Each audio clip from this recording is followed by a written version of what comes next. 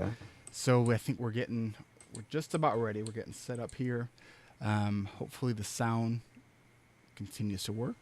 Um, my fake backdrop of a curtain is behind me, and I'm very aware that my corner of my door is showing at this moment. I'm not really caring about that. Um, Oh man.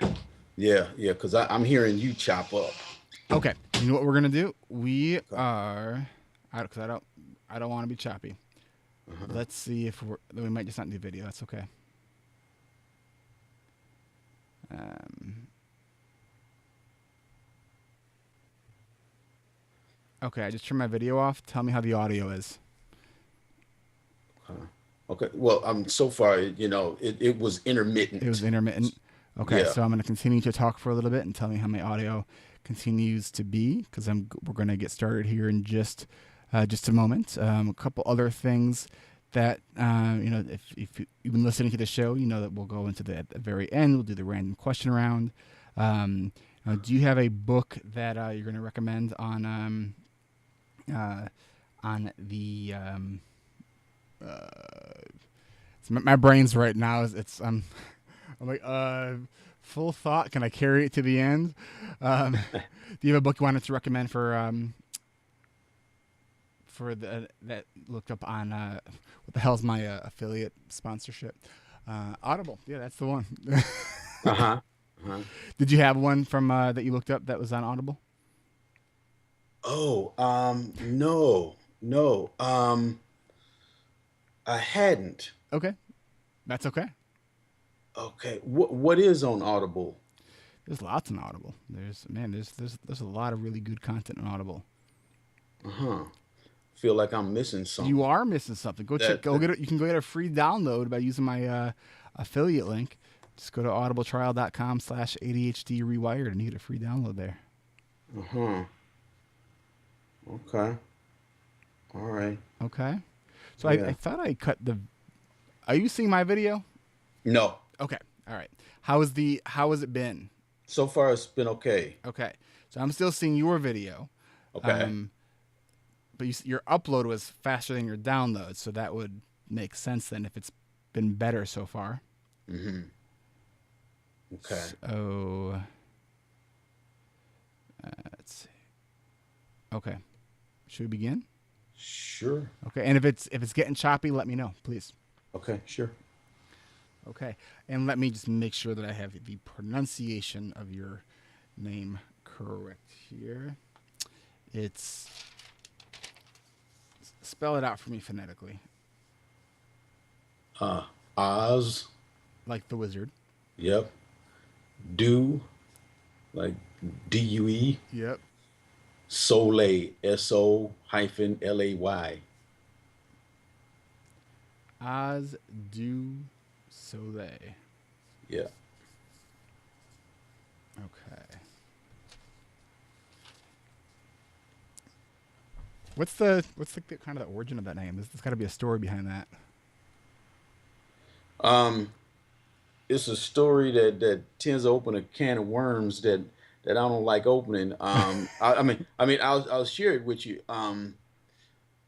I had this boring name that I hated when I grew up, and when I finally got the chance and had a name I liked, I went to court and said I'm tired of this, and uh, they said, okay, here are the hoops you have to jump through, and the Oz part ties me to a moment when I was out of the Navy and there was this band playing in Chicago. It was a free concert. Turned out it was Spyro Gyra.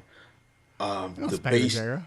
yeah, yeah. And then the bassist at the time, he did this wicked solo. Everybody left the stage and he was there by himself, and it just had me lit up. And his name was Oscar Cartaya. So I named myself Oscar, but I spell mine OZKR.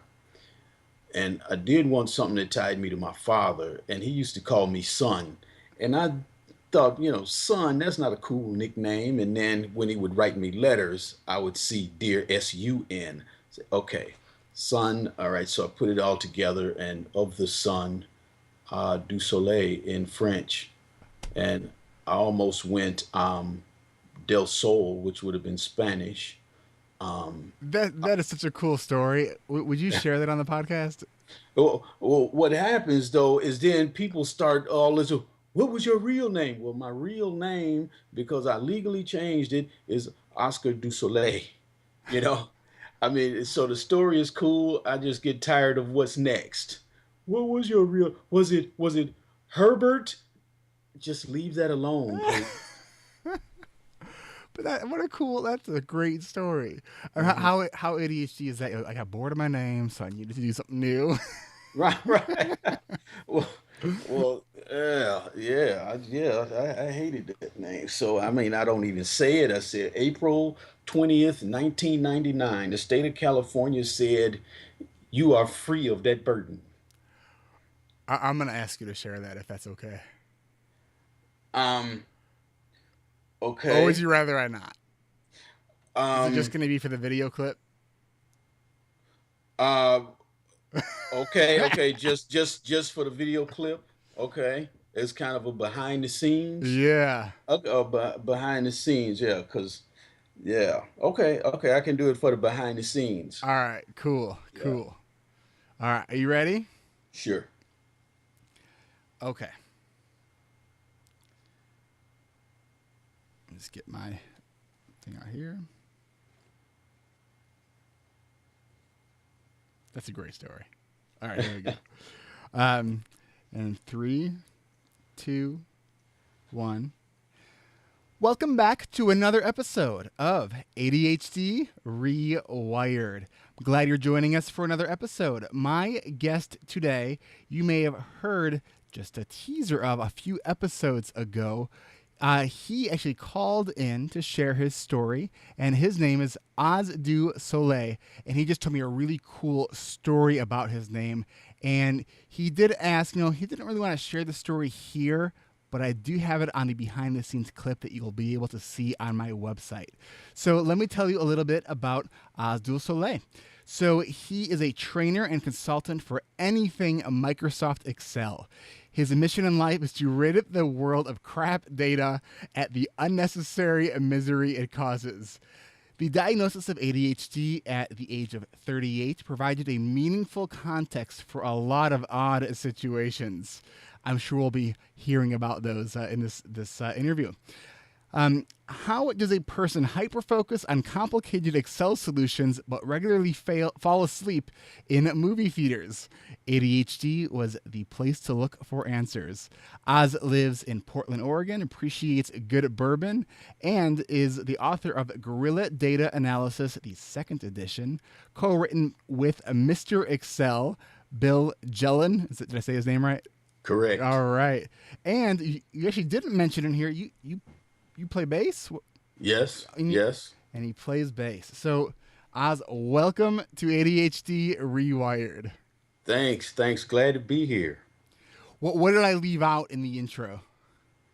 You leave out. What Oh what did man. you wish I left out? No, I didn't wish you left out anything. No, I appreciate hats, and I have several custom made hats, including a cowboy hat. And I just turned 50 last September. Never been married, no kids. And how does this all tie together? It ties together because I'm just too much of a cowboy. I was living in Chicago for 19 years, and last August, just a few months ago, I got in my car with the stuff that would fit in it, and I drove from Chicago to Portland, Oregon. 16 days. It was just a beautiful experience. I felt so blessed. And that's why I have tried this relationship thing and it's not worked. And no kids, no wife, no girlfriend, just me like the tumbleweeds I saw in Wyoming. Now, what kind of car did you take this trip in? A 1997 Geo Tracker. It was the car when I went shopping. I did not want a car note. I wanted the car I could pay cash for. So was Yes. this a trip that was planned, or was this kind of like I'm out of here? It was, well, it was It was a dream that was 5 years old, right? And it never faded. I mean, just almost weekly, if not daily, I'm moving to Portland, but there was never a when or a how or what I needed to make it happen. And then finally, last November, November 2013, I said, something's got to be different. And then I started looking at a future and I said, okay, it's time to knock the dust off of this Portland dream and put that in my future. And so then that was the decision is sometime by the end of the summer, I'm moving to Portland. And then there was a moment where, say, maybe 3, 4 months later, I had not done anything to make Portland happen. So I said, okay, I'm gonna start throwing stuff out and taking stuff to the alley. And that was the first gesture that then started the momentum that made Portland real. So was that first step? You're like, wait, I'm taking this stuff out the door. Why don't I just put it in the car? Was No, that? no, no, no. What I mean by the alley, um, throwing stuff out that I was not going to keep and was not going to Portland with me. Oh, okay, okay. And what was your draw to go to Portland? Um, I had a moment where I had to go train some people up in Wisconsin. And after my second trip up there, I found myself not wanting to come back to Chicago. And I had no idea, but it was, going downtown and being able to park in La Crosse, Wisconsin, striking up conversations with strangers in a tea aisle at the grocery store.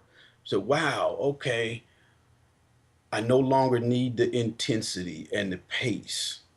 So, but La Crosse was too remote. Where could I find a real city that had that small town feel? And Portland came up, and Texas came, Austin, Texas. And I went with Portland. There's minimal risk of running into Karl Rove or George Bush down there. I mean, in Portland, so that would have been a bad thing. Um, but seriously, I visited Portland, and I said, yeah, yeah, I could come back here. So now that you're out in Portland, and just describe to me kind of the community that you live in, and then a little bit about your work. Okay. Right now, I'm living in a suburb, Milwaukee. I arranged a living situation before I left Chicago, and found this great person who was willing to rent me a room month to month. And so now I'm sorting out and creating a new social life and everything here in Portland. But it's great. I love going out. The food carts, the people are great. It's a whole different experience of all the trees and the driving up hills and down hills and the twisty roads. Very different from driving on a grid in Well, Chicago. that uphill and downhill and twisty roads sounds probably a little bit up like the history of your life. Yep. So Yep. let's go down those some of those roads a little bit. hmm So you said you were diagnosed with ADHD at 38 years old, and you're now hmm 50. So what was it that brought you to that diagnosis? There was things that were just not right in my life. So I went to a therapist to see, why can't I get myself together? There are things that I can focus on and dig into and become a minor expert in things.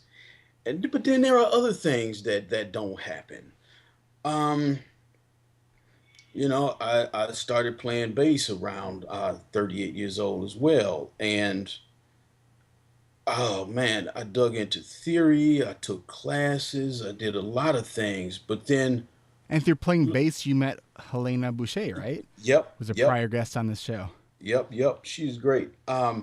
So, but learning songs was hard for Hmm. me.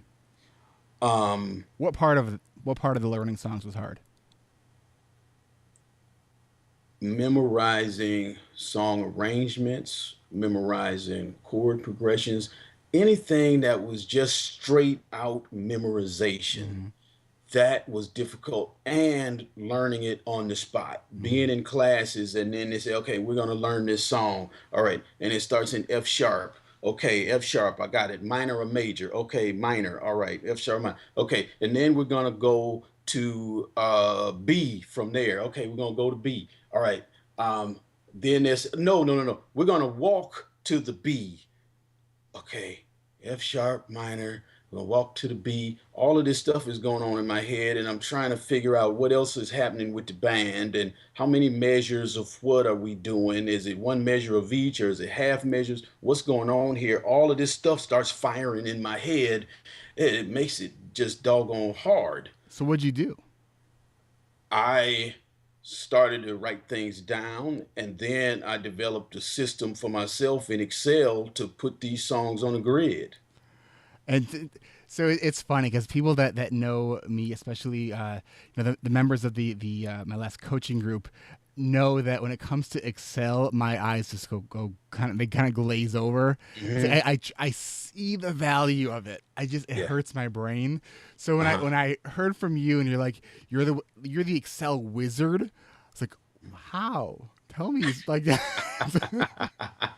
like I'm a mind map thinker. Like I'm kind of, Right. I have ideas that are connected, and Hmm. Excel just seems so linear to me. Hmm. So Right. okay, before we kind of go into that Right. tangent, I want to hear a little bit more about the process of getting diagnosed. Okay. All right. So anyway, so there was things that just weren't getting done in my life, and the songs are not a good example, but just what like dealing with clutter, Mm-hmm. you know, papers and just things would pile up, and then I would get so frustrated that I'd just scoop stuff up and take it down the garbage chute. um That's one method. yeah, that's one method, but it wasn't the one that I liked. It wasn't one where I felt like I was really in control. Yeah. So I could dig and probe into bass or wine or bourbon or whatever it is. But meanwhile, I'm living in all this clutter that I eventually get fed up with and throw out. So I went to see a therapist, and then she says, Mr. Dusolet, have you had any conversations about ADD, ADHD? I said, no, I'm lazy. I want to get myself together. I want to deal with this clutter and stuff. Um, and she asked me some questions, and there was one that had her just like, oh man, if a person could literally explode, she would have. She said, do you have a problem holding on to small details, something like that? Uh huh. And my response was, if I'm interested, hell no. If I am interested, if I'm not interested, hell yes. And that began. Yeah, she's heard that, heard how I peeled it apart, Yeah. and was able to answer it.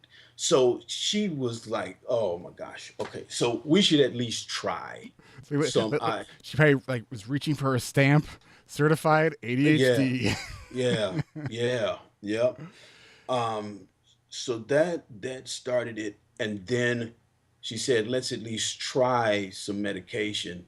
So I don't remember what the original was, but I could feel myself come out of a fog I never knew I was in. Mm, mm.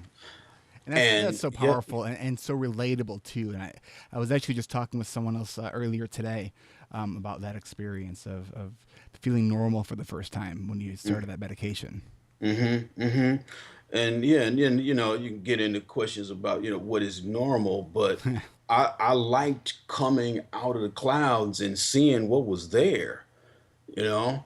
And then I talked with friends and mentioned that it was way later, mentioned that I was taking Adderall. And then one friend said that she and her friends used to snort it so they could party all weekend.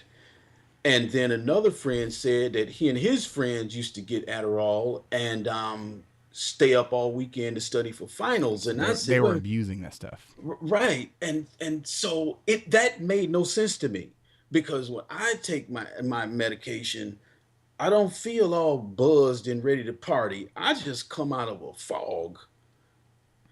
So eventually I got, I switched therapists and got with somebody that I stayed with for quite a few years.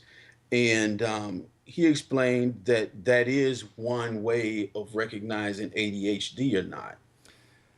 Well, here's the thing, and someone actually recently brought this up in the ADHD Rewired community Facebook group, Hmm. and it used to be thought, it used to be kind of one of the kind of benchmarks of, okay, how do we test to see if this diagnosis is accurate, is to give it medication. And that's actually a very old kind of thinking and outdated thinking, and the reason is because most people are going to perform better on a stimulant medication. Okay. So it's not really a valid mechanism for verifying the ADHD. Hmm. Okay. Okay. All right. So can you speak at all to why I've never felt buzzed at all versus my Well, right, friends who've because it's abused it? right, because you're being treated optimally with the medication. I'm not saying that it's what people will do better on stimulants. They'll be able to perform better, just like you can perform better. You're performing the way your brain is kind of supposed to perform, where other people who are not prescribed it and take it are going to, they're using it as a performance enhancement. Mm, Okay. mm, mm-hmm. Um, and just to really be just to put this message out there, as someone with ADHD who takes medication, and this is a very common issue, regarding medication, is that the abuse of stimulant medication on especially on college campuses. One, it's a problem. Two, I don't think it's as prevalent as people think it is. But for people who have ADHD, I cannot and really encourage you enough. Do not tell your friends you have ADHD and lock up your medication. Okay, because when you're a student, most students are poor, and it'd be nice to have a couple extra bucks in your wallet to go do some things you want to do. Don't just put that out of your mind as an option for you, because it makes because the real challenge is because of that is it's really hard to get our medication. We have to Yes. jump through all of these hurdles and hoops. We have to remember to contact our doctor with enough time before our medication runs out. We have to go pick it up because they're afraid that we're going to be misusing or abusing it. We can't have them call it in. So all these things, task initiation, planning, organizing, sequencing, time management, are all the reasons we need the medication, but are Hmm. all things we need to do in order to get our medication. Hmm. And one of the reasons is because of the abuse of this medication. So please, if you take medication, be responsible with it. Don't share it because it makes it harder for all of us who need it. Yep. Yep. That's right. That's right. All right, I am now stepping off my pedestal. Hey, it's all right. Need to be said. It's an important issue because I feel it's truly no, like, the fact that I can't just call my doctor and have him just call it into the pharmacy or have it just automatically refilled like I can with any other medication. To Right. me, it doesn't feel any different than a person who is in a wheelchair. They have a ramp, they can get into the building. It's so it's to me it feels in a lot of ways very discriminating, and I think we need better responses to dealing with medication diversion than just making all these restrictions because it makes it harder for all of us who need the treatment and need the medication to get that treatment. Yeah, and something you raised something I hadn't thought about is um I had a doctor and I had to go in and I think pay $80 a visit for the 15 minutes to go get a prescription Right. because there are no refills, none. So, yeah, I had to make an appointment, think every 60 days, something like that, you Hmm. know, pay the $80 to sit there 15 minutes and get a prescription written. Yeah, and I know a lot of doctors who are comfortable prescribing it, who are, not working with a new patient, but someone who they've been familiar with for a while. And the laws are in some states are getting a little bit more flexible, where they're allowing doctors to write several kind of months worth at a time. Hmm. And I think the doctor has to use good judgment, but I think that a lot of doctors are afraid to prescribe it because they don't know how to do it correctly. Okay. I saw a meme from Rick Green, who does Totally ADD. That he's the guy that did the ADD and Loving It and ADD and Mastering It, the PBS documentaries. Okay. And he had this funny meme. It was him and the guy that did the documentary with, kind of making a sort of a goofy face, and the caption on it said something like, "Why is it that we know way more about ADHD than your doctor?" And Oh. it's true. It's Oh. true. It's like, doctors are unfortunately very ill equipped to treat ADHD because they don't get the training in it. And but Mm. it's unfortunate because it's an extraordinarily treatable disorder. Hmm. Um, so tell me a little bit more about some of the kind of the catalysts that brought you in to seek that evaluation and get the diagnosis. What else was going on in your life? Um, Getting sucked into just you know, just easily getting sucked into certain things. Um, What were what some of can the I say? challenges? What were some of the hurdles, the did you ever kind of have that moment where you literally ran into that brick wall and just kind of were there, in pain? You're like, something is not right. Like, why do I keep screwing up? Why, have you had those kinds of experiences? Um, I can't recall a brick wall, but just I could get fascinated with things and then spend hours and be up all night researching something that didn't have much relevance on anything that I was up to in life. What can I say? What I about Oz? remember. What about you had shared with me before that you were you spent some time in the Navy, right? Yeah, Could you tell yeah. us about that? Okay. I feel like I was dealing with ADHD when I was in nuclear power school, right? There was a series of things I went through there over a few years and just got screamed at, you know? So, nuclear power school, okay. So, I had to test to get in, and I scored high on the test, which means that I was accepted into the program and I didn't have to go through the 8 week preschool. I was able to go to the 4 week preschool.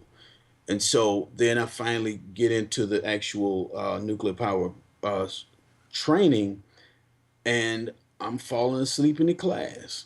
And I'm realizing this is stuff that I know, and so I'm falling asleep in the class, and then I'm constantly in trouble.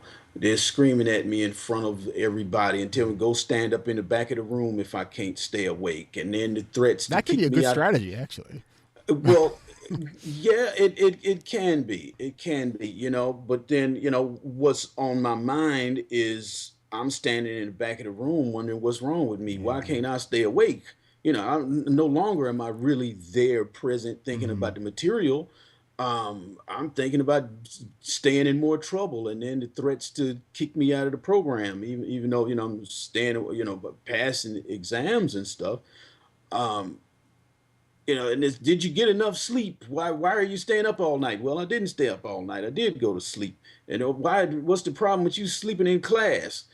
Well, now I can get a sense of why I've had girlfriends complain because I went to sleep in a movie theater. They're just sitting there. I'm just Yeah, sitting your for your hours. brain just kind of shuts down when you're bored. Yeah. And so then in a movie theater, you know, getting up and walking around and an option like it is at home. It should And be. it should be. It should, like those places that have somebody come around and offer you pizza or wine or something. Yeah. It's some kind of other things going on than just sitting and looking. Um, yeah, so nuclear power school was rough I mean, you're because talking of, about like nuclear like engineering, right? yes, yes, You, yes. you got to have some brains for that. I mean, Right. I had one of my cousins who did like 4 or 5 or 6 years in the Navy. It was in Hmm. the nuclear engineering program, and you know he went there because he got himself in a whole lot of trouble at school, and he decided to straighten his act out that way, and he really did. I mean, he was really excelled at everything he did, and it was pretty impressive. I mean, nuclear engineering is not for the faint of heart. I mean, that's some real kind of intellectual stuff. It's a lot. It's a lot because you're thinking about the nuclear power plant, the cooling systems, emergency cooling systems, hydraulics, heat transfer, and fluid flow. So the electronic aspects of it, the backups. What if the electronics fails? Where are the hydraulic backups, and what's designed to just plain shut down if such and such happens? So there's a lot involved there. And eventually I did fail out of the program, and it's embarrassing to say But that. what'd you learn from that though? What From the experience itself. Either at uh, that time or looking back now, because I think that I really believe strongly in the idea of failing forward, and that when we have these screw ups, when things don't go the way we wanted them to go, uh, if we can gain something, whether it's a lesson, something valuable from that, then you know what?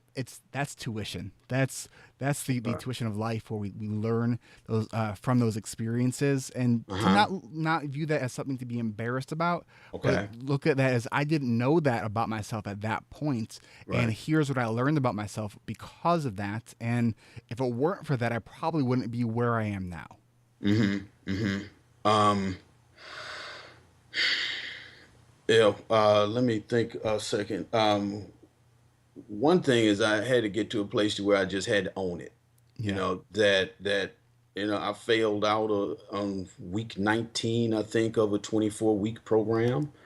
Um, that I don't know. You asked me a good question with that one, um, because I knew the material. I knew the material, but eventually didn't pass enough exams in the right courses to stay in the program. Um, and just owning that, telling the Hmm. truth about it. Yeah. And then now feeling some kind of, like with the ADD diagnosis, and really believing and not trying to pull the ADHD card, right? No, that's a very hard one for me to do, because I don't want to tell a girlfriend, look, I fell asleep because I got ADHD. No, I'm not gonna play that game. I just, have had to own that I don't like sitting in movie theaters. And that's Well, I think it's okay. I think it's okay to use it as an explanation, not an excuse. It's Right. like when you say, I it's not that I don't want to spend time with you. It's like just the way my brain is. Like if I'm in a movie, especially if it's not capturing my attention, my Hmm. brain just shuts down. It's like it's part of having ADHD, but it is what it is. Right. So I Yeah. think owning it, not using it as an excuse. Yes. You could say, no, I'll go to a movie with you if you can find one of those that they serve pizza and beer. Right. Right. Right. Right. Something, something that is really, really captivating to me. But looking back at nuclear power school, I guess, it could give me an idea about if I had to do something like that again, how could I make it work, rather than just take the screaming and try better, try harder. Yeah, yeah. There is, I you am know, sure that you were trying as oh, hard as you could. yeah, yeah. And then now I recognize that, there are some days where I leave home, I haven't taken my medicine, and then I'm out. It's 11 o'clock in the morning, and I am deep in the fog, and I know what's going on. I know what's Hmm. happening, that I don't, beat on myself or wonder what the heck is wrong with me, you know? Something that a quick kind of just idea about that. Something that I do is I will have in a few different places that I go is I have an emergency pill. Um, Yes. where it's like you can keep one in the car. My wife usually carries. Yes, that's illegal. But she has one on her just in case. Hmm. I have this like completely irrational fear of being like stranded on a desert island, even though I live in the Chicago area, without my medication and being stuck there for the rest of my life because I can't organize myself to get off that island. Yeah, yeah. So Now that would now be a that we're mess. thinking about getting ourselves organized to kind of move forward, what I want to do first is take a quick break, and then I want to come back and talk to you a bit about Excel and kind of the way the genius of your brain and some of the things that you're doing and how you're leveraging ADHD as a strength versus as a challenge for you. So we'll be right back. All right, Oz, we are back and we are going to dive into how you are now using kind of part of how your brain works and doing things that just makes my head spin. And we're going to talk a little bit about Excel. And have a feeling you might be the only person who might make Excel kind of sound interesting, maybe Oh, even cool. oh yeah, it All is. right, tell us about that. Turn us on to Excel. Okay, well, Excel, it started for me when all these customers would call where I was working, and there would be these complaints. They would call in to complain about stuff. And I would ask the people along the process, internally, about grading and customer service and billing, all the, classroom ops. I'd ask questions, and everybody was doing what they supposed to do. They cared. They were putting in the effort. And then I realized the data's jacked up. So I would look and I'd see, okay, I see what went wrong. You have four profiles in the system, and three of them are complete, and then there's this fourth incomplete one where is the thing that we needed and had you fall out of the process. Okay, so then I learned how to clean stuff up in service to these people, right? But I didn't realize that I was doing something hard. I felt like these were fun challenges in service of people who had high stakes. Hmm. Some people were getting termination notices that should have gone to somebody else, Hmm. and it was the That data that's that was high a stakes. yes, yes. So I just, I had a director. He was just the most wonderful person, and I thank him in my book because he saw that I had this analytical skill that he lacked. He was a people person, Hmm. so he brought me on as his right hand man, his data guy, and we set out to fix things, to dig into, are we charging too little for shipping? So can you get me this data? So I'd get the data, and then we could make some decisions. How is the customer service department performing? Then we could look and get all this data. So I just fell in love with using data and what we could find out about our world, right? Um, and then, you know, being able to use Excel to organize my song arrangements. And when I would have a band leader who refused to write things down, okay, I'll write the stuff down. All right, so I write it down, and then I began to see the patterns in how the song hung together, and then see the weird things, like maybe there was some one bar interlude that they'd never highlighted for me. Okay, and that's why every time we came out of this chorus the second time, I was off.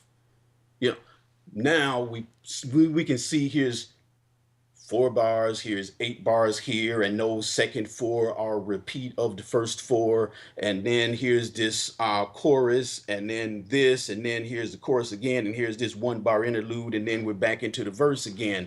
Okay, so being able to put it on a grid, I could see. Um, Hey, Oz, real quick, does something just turn on you? Because I'm hearing some buzzing. the the the heat just kicked on. Any way you can kill that?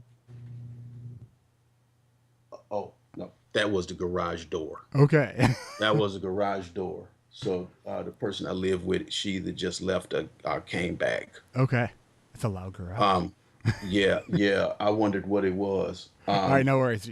Go ahead and finish Okay, where you left off. okay, okay. So with Excel, we can just. So one thing that I created was called a naughty niceometer. Just a Tell us playful, about that. yeah, a playful thing using Excel where you can set up for kids, and have like a menu of activities that are either naughty or nice, and their point values, right? So lying could be negative 100, helping your sibling with the homework can be positive 30, whatever. And so you So you're keep them. using this for some like behavioral metrics. Yes, yes. So by Christmas time, you know if you're going to see Santa or if you're going to see Krampus, right? Right? And I Excel was, is set. you've Yeah. got this like very subtle but really funny sense of humor, and Oh, okay. Oh, it's funny because you're clearly this very analytical person, but it's like, so when you throw me those curveballs, it's like it just cracks me up. I love it. right, right, yeah, yeah. So this is where working with Excel isn't this linear thing. It's like let's have some fun with this, And so with the naughty niceometer, there's a picture that based on the values, if it's 0 or above, there's a picture of Santa. If it's below 0, there's a picture of Krampus. And as a kid, so if a kid is positive 10, there's Santa. And if they say, okay, you told a lie, now boop, now you're negative 90, and the picture automatically changes to Krampus, right? And it shows these are the number of days until Christmas. So you're negative 90, you have this many days to turn that around, or you better get ready for his birch branches because you're gonna get a spanking. How does someone get a hold of something like this? Is this like something that you've created, or is this something that you just like for commercial use, or is this just something you created? No, it's I've written a blog post about it. I've done a couple of videos on YouTube, and I believe it's on my website to download. If not, I can provide a link Please do. with yeah for your viewers. So and my website is datascopic.net, but we can put a link for that as well. Absolutely. But where Excel is exciting is really having control over your world because everything is data. Give us some real practical for people who aren't doing these huge kind of analytic projects that you're doing. How Mhm. could someone in just their daily life use Excel in a way that can actually improve the management of their life? Okay. Um, obvious is budget. Okay, that's one thing. Another thing is, say if you've got a video collection and you want to have an inventory of what you have, you can put the titles. Now there's the garage door again.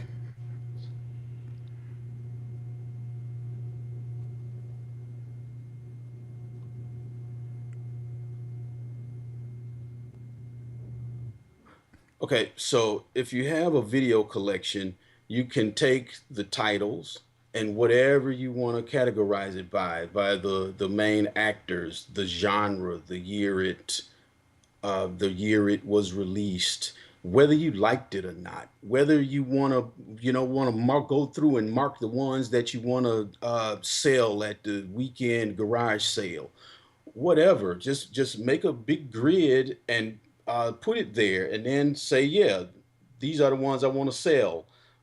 Then you can sort or filter for those. Um, Deciding who's going to get invited to Thanksgiving dinner, and putting the names and even prioritizing and determining if we got room for 32 people and we've got a possible 50. And now maybe you make a grid and prioritize, just put everybody. All And right, I then, got a question for you. I'm going to pick your hmm brain for a second.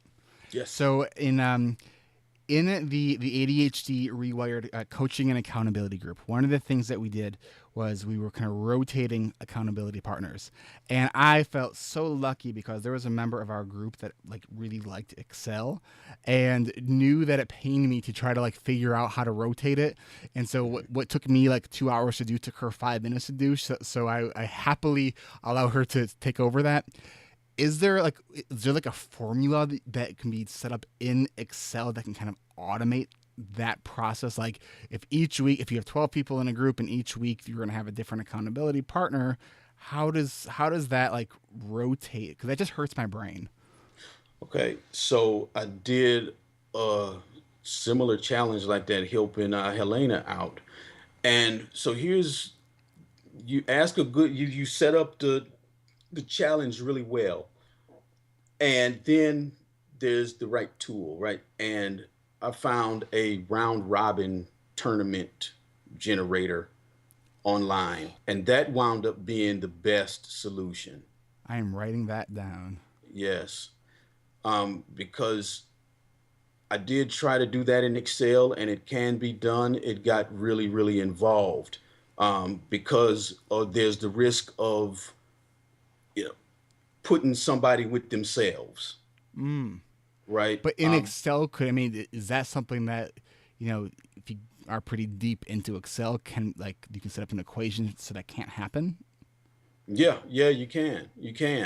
Eh, it can definitely be done. But in that situation, it was better to say, okay, somebody has already handled the round robin tournament. That's really what you've got. Because you've got to deal with things. See, this is part of where it's not linear. It really is a mind map because you have, say, 10 people and you want them with different people weekly. Then you have to determine, is it okay to have Rhonda with Jack, and then few weeks later, Jack with Rhonda. Okay, that's the kind of thing that you have to anticipate, and then the weeks where Rhonda is with Rhonda. And then, is there a way to then insert the variable if because people can decide whether or not they want to work with an accountability partner on any given week. So each week they're kind of given that option. Do you want to work with the accountability partner? And so if Hmm. on a week that says no, can that be inserted into the larger equation to create this kind of output of who the partners are? Yes, and that is one that I would rather do in Excel rather than the round robin tournament. That generator is not going to help with that kind of thing. But you could definitely do that in Excel, and that might even be easier than trying to do the straight up round robin in Excel. Um, now, Can that be done it, with like using a Google forms where that so each week someone does a yes or no, and then it'll input that into the Excel that spreadsheet that you have already set up, and then it can kind of automate it. Because I'm all about automation, and I'm just like in right. awe right now the way I can just tell the way your brain is just working, and you're looking at this as you're seeing the variables and you're trying to solve this problem, and I'm just Hmm. so grateful that there are people like you out there that can do this kind of stuff because Hmm. this just hurts my brain. Right, right. Now, can okay, so you mix a couple of things together. You mentioned Google, you mentioned Excel. Okay, now there is Excel Online. Okay, and they came late to the party, so a lot of people are deeply entrenched in Google. But let's do talk about Excel. So if you were to have something on Excel Online where other people could have access to it and see it and everything, yes, you could set up a grid where people can be assigned various accountability partners and choose their favorites are the people definitely do not put me with this person, whatever. Yeah, you could set that up. Now here's one thing I say is over the years that I've been working with Excel, I always get asked, can Excel do X? And the answer has always been yes. Hmm. But then the issue is sometimes it might be a $3,000, $10,000 solution that then the person doesn't want to pay for or can't pay for. But the answer has always been yes. And when I was working on that rotation with Helena, yeah, I was working on a solution and I was getting close to having it done, and realized, yeah, this is a round robin tournament, and I'm just thinking as on how many people listening right now or their brains are probably just like churning through the the idea of, oh man, I could use that skill set for X, Y, or Z project. So Hmm. now, do you work with like individuals or do you work with companies? Like, what do you do? I work with the individuals. Um, Now they have to realize that some people have contacted me and they think that Excel is an admin tool and that I work for $10 an hour. No. Oh, you Um, clearly use it at a whole different level. right, right. And a lot of people don't realize the power of Excel that you can program it. I programmed it to scrape 29,000 web pages. Once I will write the code and everything, then I push the button and it just runs one page at a time and retrieve this data. So Excel is quite powerful. What are But Just give yes, us like a couple like quick like cool things that people probably don't realize Excel can do that you've done with it.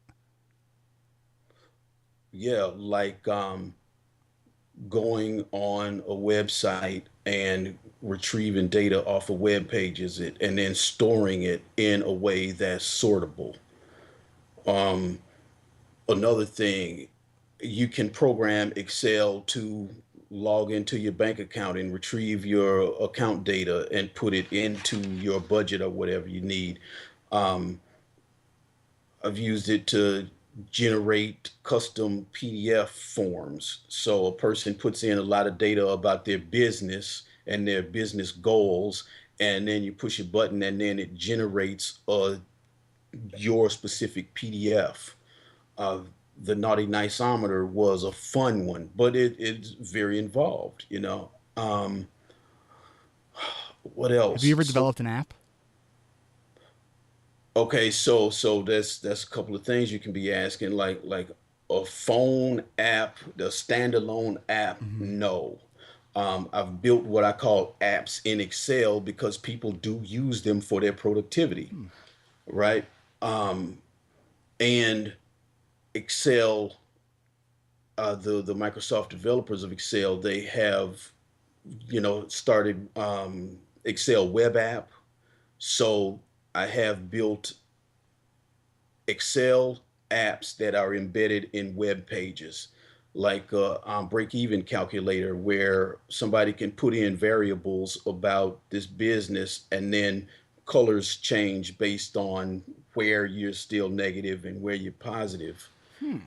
Yeah. So I encourage people, just ask the question, can Excel do it? And then let's start thinking about it. And then we can decide, okay, is it easy? Is it involved? Is it difficult? What do we have to anticipate? And then you see how much it might cost. But getting back to your other question is, I work with individuals, I work primarily with small businesses or even small departments within larger companies, Hmm. to build productivity apps to help them cleanse their data, and then training. And I'm moving more toward the training, and I'm going to be speaking at a conference in April. What's the That's so conference? it is it's a business analytics conference. It's gonna be full of nerds. A That's awesome. and yes, and nerds are cool. Yeah. Nerds keep your data clean. Yeah, that's right.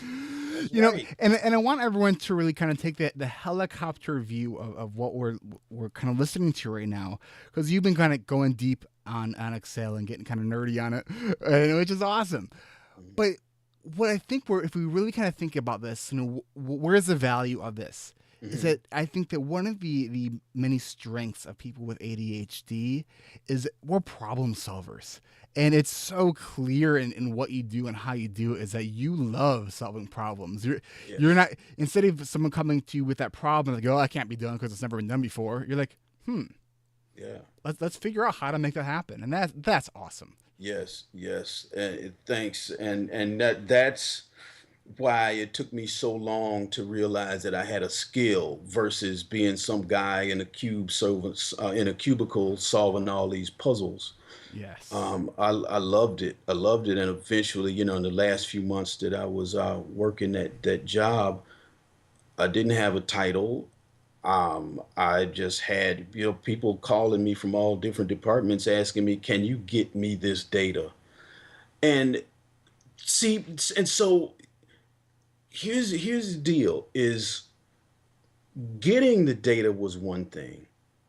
Then getting accurate, clean, trustworthy data was a whole different thing. Understanding what the data meant and where you need to look, because there's always, can we trust this data? Okay, have you cleaned out all the multiple records? Um, does this transaction amount include taxes and shipping? Do you want that in there? Then Have okay. you ever worked with anyone or thought about how to help people with digital clutter? Um, and okay, so to be sure we're talking the same thing now, what do you mean Because digital when you say clutter? like duplicate files, I'm thinking about like my computer, and a lot of people have a lot of this kind of where stuff is in a lot of different places on their Right, computer. right. Have you ever created something that helped with that? I have not helped built something that helps with that. I have helped people clean that up. But See, can that be created? um,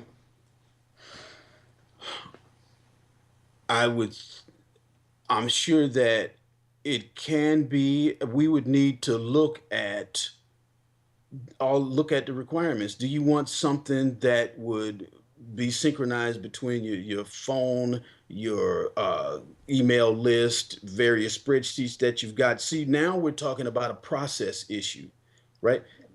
I like the And way your brain works. right, right.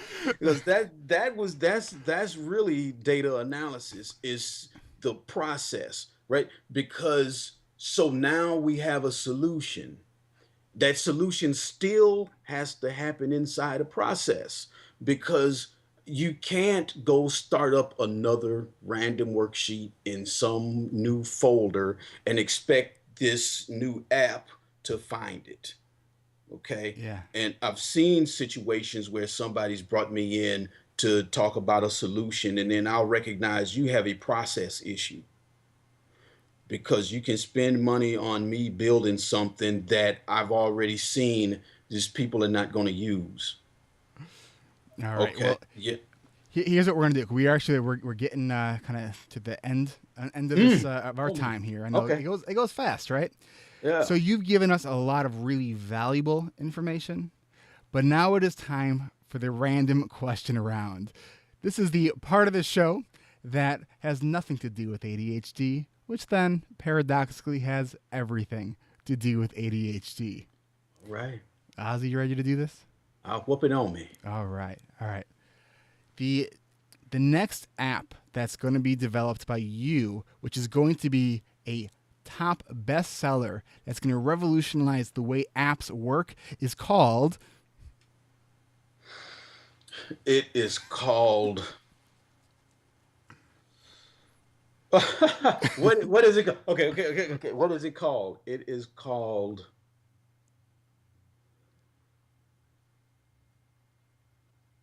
knowing why you do what you do. Wow, that is so catchy. Oh, All right, so you play the bass, mhm. and I want to know if you could substitute yourself in for any kind of bass player in a band. What band would that be? Um,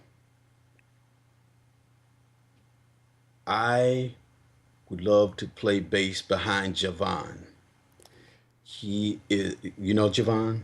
No. Oh, okay. He is a Brazilian singer who's been around a long time. He's one of those legends in Brazil. He can get funky. He has this falsetto that is just heavenly. Um, yeah, I'd love to play bass. They say, yeah, Javon is coming to Portland. Then I'm gonna kick people and spit on them and everything to get that gig.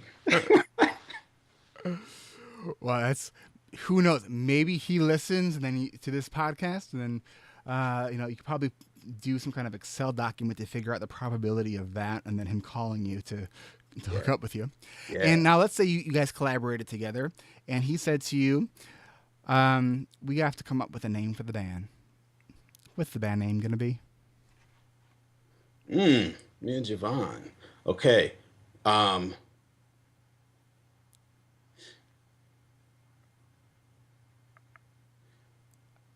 Sriracha Funk. Sriracha Funk, man. That's Sriracha cool. That's Funk. cool. Yeah, yeah. Well, so tell me about that.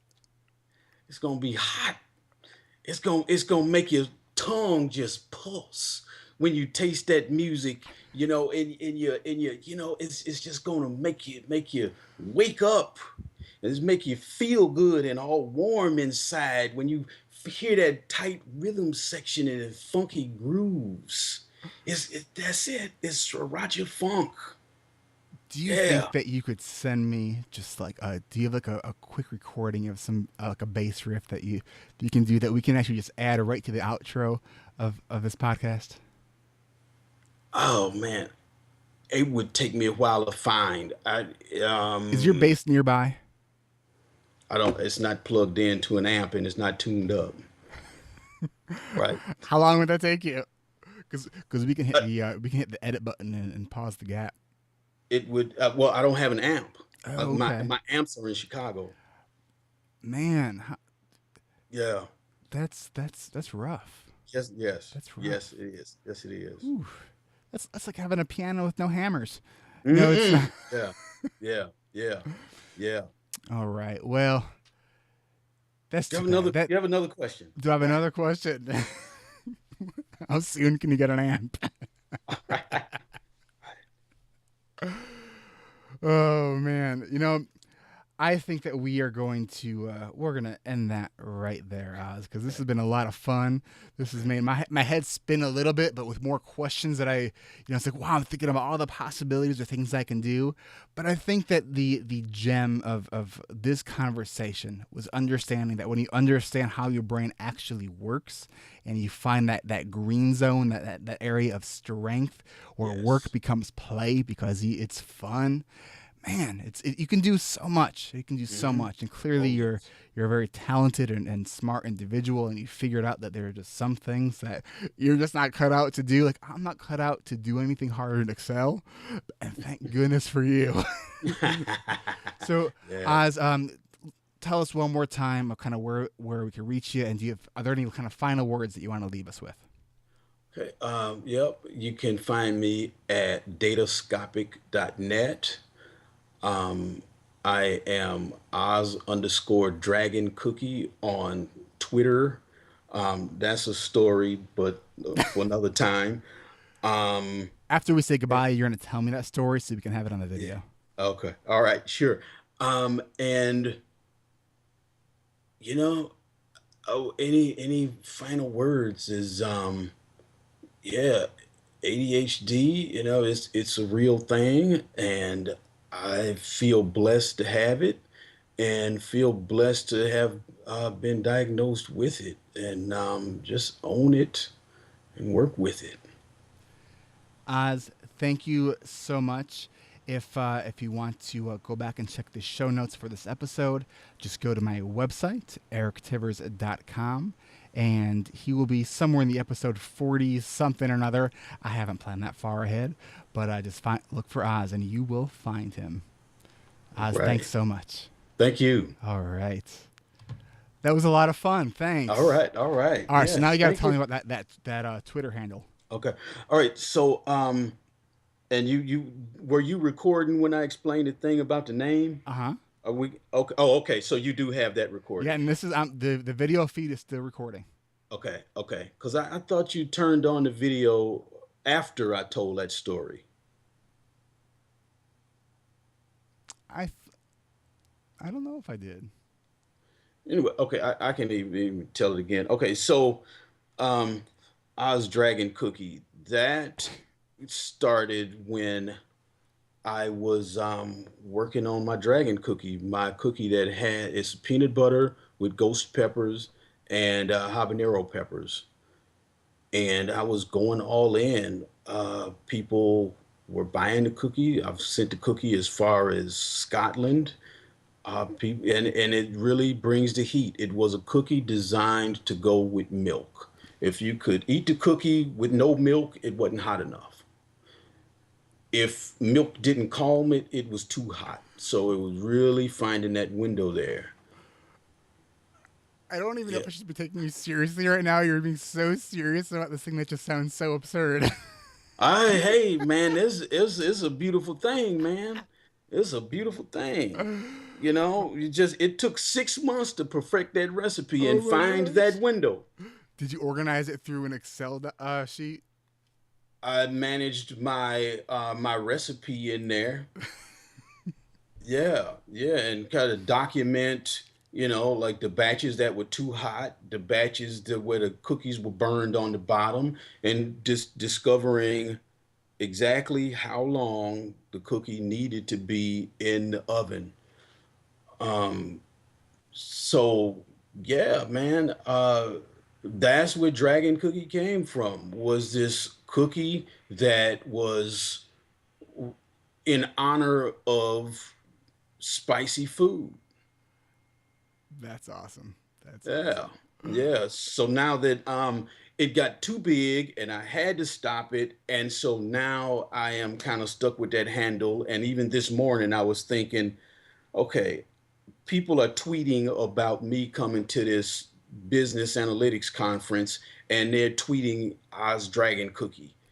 I, You're gonna have to explain the story then, yeah. Yeah. because So is not knowing the background on that. My first mhm, thought was, okay, what does that really mean? Like, and I mhm. didn't think that it was like an actual cookie. Like, and it totally is exactly what it is. Which I should Yes. have, in some ways, should have realized that because you're the Excel guy. You're the straightforward shooter. I mean, that's I love it. Yeah, All right, man. so I want to Uh, respect your time, and I want to hey, thank you it's all so right. All much right. for Okay. coming on the show. Okay. And as soon as this episode is going to air, I will certainly let you know. Sure. And Sure. are you on Facebook? Yes. Okay. Yes. I want to Yes. make sure that you join our the ADHD Rewired community because I we'd think I like to did. have our guests involved in the Yes. community. I think I did this morning. Oh, excellent! Did you Yeah. submit that request? Because we have a Facebook page and then we have a Oh. community group. Oh. It's a Okay. private Okay. group. Okay. I didn't know about that one. Okay. Cool. Cool. So okay, and you're sure you did record when I was telling the name thing? I'm not 100% sure. I can go through it. So the full name is Oscar Dragonflies du Soleil. And I had this name that was boring, and I had to fix what my parents did. And I don't even say the name anymore, so don't ask. I'm done with it. There was the 20th of April, 1999, when the state of California said, "You are free of that burden." So the name's Oscar. Um, I was maybe just a few weeks out of the Navy. I was in Chicago. It was a really bright day. I heard this music downtown and I followed it. And Spyro Gyra was giving this outdoor concert. And there was this moment they left the bassist on stage by himself to do a solo. And man, it just fit and it had me alive. And they came back and said, "That was our bassist, Oscar Cartaya." And so I wanted a name that tied me to that moment. And so I spell my name Ozkr. Dragonflies. You've got this animal that's got basically nothing but eyes and wings, and you see them fly these crazy, jerky patterns. And I identify with that, with scoring so high to get into nuclear power school, but then failing out. You know, going to Harvard to study public policy, then wind up being this data guy. Founding a nonprofit around collecting and donating bras, and the nonprofit donated over 30,000 bras before it disbanded. So a dragonfly flies crazy patterns like that. And then Du Soleil did want to tie myself to my father, and he used to call me son, and I didn't think I had a cool nickname. I mean, give me something. But then when he would write me letters, then I would see Dear SUN, and then he'd draw a sun sitting on the horizon and say, okay, I do have a cool nickname. And so I started thinking about my last name, and I thought Del Sol. And the day that I decided on Del Sol, I was on a bus in California and drove past this crappy little cafe called Cafe Del Sol. No, I'm not doing that. Then, It's a sign. right, yeah, yeah. Then Der Sonnen in German and Atsonsa in Russian. No, Du Soleil. Yeah, Du Soleil. That's hot. Yeah, that's right. Hotter than sriracha, baby. Oh man, this is great. This is great. All right, well I'm glad that So, this made the cut of the behind the scenes because man, that was the bra story. How'd you leave that out on the interview? oh man, now I At just that's Harvard, you didn't just even mention that. It was just oh, I like you because that was just like that was like this very casual. Just I went to Harvard for this thing. okay, okay. Hey, there's a lot here to try to pack in. But yeah, I know. It's hard to know what to include, but that's no man. This has been a lot of fun, cool. and definitely I'll if you haven't submitted that request for the group, I'll reach out to you and get you in the group. Yes, yes. Send me the link or something because I didn't know that existed. So yeah. There's a link on the sidebar of the Facebook page as well. Okay, Okay, okay, okay. so I Cool. hope that you have a real productive rest of your day. Yep. You too. All Thank you right. so Thanks a much. lot. All right, Thank you. take care. All right. Bye bye. Bye.